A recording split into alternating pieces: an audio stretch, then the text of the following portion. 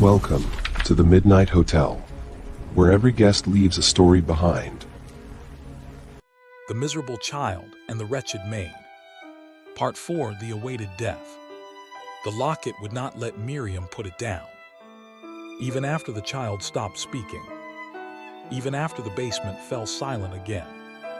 Her fingers remained wrapped tightly around the silver, as though her hands no longer entirely belonged to her. The heartbeat inside the locket had slowed now. Not dead. Waiting. Miriam stood motionless beside the old boiler pipes, while steam drifted across the laundry hall floor around her feet. The child's final words still echoed softly inside her skull. He always leaves. The basement lights flickered once. Then, the little girl appeared again. Not at the edge of the corridor this time. Closer, standing only several feet away. Her pale red dress hung damp and heavy against her small frame, while dark curls partially covered her face. She no longer looked merely sad. Now, she looked patient. "Mama," the child whispered softly. Miriam swallowed hard. "You need to stop this." The child tilted her head slowly. "I tried." The locket pulsed warmly inside Miriam's hands. "You don't understand," the girl continued quietly. "He always leaves before it finishes." "Before what finishes?" The child's expression darkened slightly. "The punishment." Something moved behind the child then. Not a shadow. Women. Dozens of them standing silently within the steam-filled darkness behind her. Blurred figures. Faceless. Watching. Miriam took a step backward instinctively. "What are you?" The little girl smiled faintly. "The part that stayed." The basement lights dimmed violently. The child slowly approached her now, barefoot against cold stone. "Mama," she whispered gently, "I waited so long this time." Miriam tried stepping away again, but suddenly could not move. The steam around her legs thickened unnaturally. Cold, heavy, the child raised one tiny hand slowly toward Miriam's face. Not threatening, almost affectionate. "You don't need to be lonely anymore." Then, the little girl touched Miriam's forehead. The basement lights exploded. Darkness swallowed everything, and Miriam Vale screamed. Upstairs, inside room 217, Adrian Valecourt poured another drink with visibly unsteady hands, while the hooded dealer remained seated near the fireplace. Neither man had touched the silver locket resting between them for several minutes now. Rain hammered violently against the windows. "You still haven't answered my question," Adrian muttered quietly. The dealer kept his eyes fixed on the locket. "That's because some questions become dangerous when answered completely." Adrian scoffed faintly. "You occult collectors always speak like that." The dealer ignored the remark. Instead, he slowly removed one glove from his right hand. His fingers were horribly scarred. Not burned. Aged. As though the flesh itself had begun rotting years ago without ever fully dying. Adrian's expression shifted immediately. "What happened to your hand?"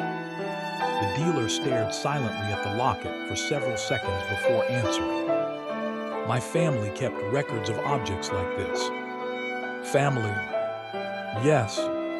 The storm outside groaned loudly. The dealer finally looked up.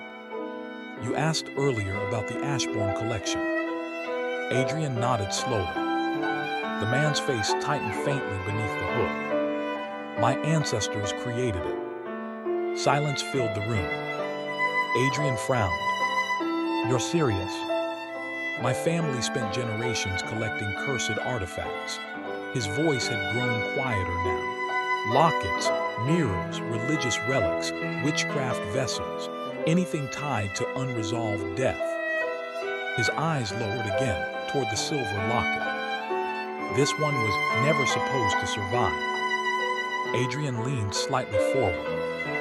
And yet here it is. Yes, the dealer swallowed hard. Because some things refuse burial. The room fell quiet again. Then softly, almost reluctantly, the dealer continued. The locket first appeared in family records over a century ago. His scarred fingers twitched slightly. Always around death, always around abandoned women. Adrian smirked faintly. That sounds poetic. It sounds repetitive. The dealer's voice sharpened suddenly. You think you're the first man this object has followed. Adrian's expression faded slightly. The dealer leaned forward now. My great-grandfather tried destroying it. What happened? He drowned in a dry room. Silence. My grandfather locked it inside a church vault. The dealer's scarred hands slowly clenched. The priests inside tore each other apart within 3 nights. Adrian stared at him carefully now. And your father? The dealer went quiet. Too quiet. Finally, he disappeared carrying it. The storm outside cracked violently with thunder. The silver locket on the table pulsed once. Both men noticed. Neither spoke immediately afterward. Then the dealer slowly stood. I've told you enough. Adrian frowned faintly. That's it. That's more than most received. The dealer carefully wrapped the locket again in black velvet. I strongly advise you not to open it tonight. Adrian smirked faintly. And if I do? The dealer looked at him for a long moment. Then quietly, if you hear a child crying. His scarred fingers tightened around the velvet cloth. Do not let her inside. The lobby of the Midnight Hotel remained silent, except for the faint crackling of old jazz near the gramophone. The grandfather clock ticked softly beside the entrance. Behind the reception desk, the host calmly signed something inside the massive guest registry. Then, the elevator beneath the staircase opened slowly. Miriam stepped out. Or rather, something wearing Miriam stepped out. Her movements were wrong. Not dramatic. Not twitching violently. Worse, subtle wrongness. Her posture slightly uneven. Her head tilted too still. Her footsteps delayed by half seconds like someone learning how to walk by memory instead of instinct. The host looked up immediately. Their eyes met. For several seconds, neither spoke. Then the host smiled faintly. Good evening, Miss Vale. Miriam's lips slowly curled upward. Not her smile. Too wide. Too slow. Good evening, host. The voice was hers, but lighter, younger. The host's eyes briefly shifted toward the silver locket hanging around her neck now. Interesting. Room 305 requires guidance, he said calmly.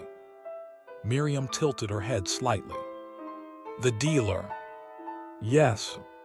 Something moved faintly behind Miriam's eyes. Recognition. Not from Miriam. From the child. The host noticed immediately. So she remembered the family. How unfortunate for him. The host gently closed the guest registry. Try not to damage the carpets, he said politely. Miriam smiled wider. I'll try. The dealer exited room 217 several minutes later, carrying his luggage tightly beneath one arm. The moment he saw Miriam, waiting silently near the hallway staircase, he stopped walking. Something about her expression disturbed him immediately. You, he muttered quietly. Miriam said nothing, only smiled. The dealer swallowed uneasily. I requested another room for the evening. Yes, Miriam answered softly. This way. She began walking down the hallway slowly. The dealer followed reluctantly. The lights overhead flickered faintly as they moved. Neither spoke. Then, halfway down the corridor, the dealer suddenly stopped walking. His breathing had changed. Uneven now. Fearful. Wait. Miriam stopped. Slowly turned. The dealer stared directly at the locket around her neck. No. Miriam's smile widened. The child's voice answered from her mouth. You remember us. The dealer stumbled backward immediately.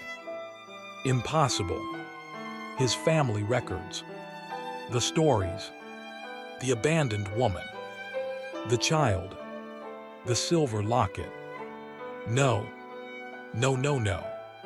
Miriam moved suddenly. Far too fast. The hallway lights exploded violently overhead. The dealer screamed. Her fingers sank directly into his throat. Blood sprayed across the wallpaper instantly. The dealer collapsed, choking violently, while Miriam calmly climbed on top of him. Not angry. Not frenzied. Methodical. The child's voice echoed softly through the dark hallway. You buried us. The dealer clawed desperately at her arms. And my family only kept records. Miriam slammed his head repeatedly against the wooden floor. Once, twice, 3 times. Teeth shattered across the carpet. Blood spread beneath him in dark waves. You watched. Another slam. Bone cracked loudly. You cataloged. Another. The dealer's left eye burst wetly against the floorboards. You remembered everything. Miriam leaned closer. Except us. Then she forced her fingers beneath his jaw and slowly tore downward. The hallway filled with screaming. Wet. Animal. Endless. Until suddenly, silence. Blood crept slowly across the crimson carpet beneath the flickering lights. Miriam remained crouched above what little remained of the dealer, breathing softly, childishly, then slowly, very slowly, she lifted her head toward the far end of the hallway, toward room 217, toward Adrian. The little girl's voice whispered quietly from Miriam's smiling lips. Father's waiting. And moments later, 3 soft knocks echoed against Adrian Valecourt's door.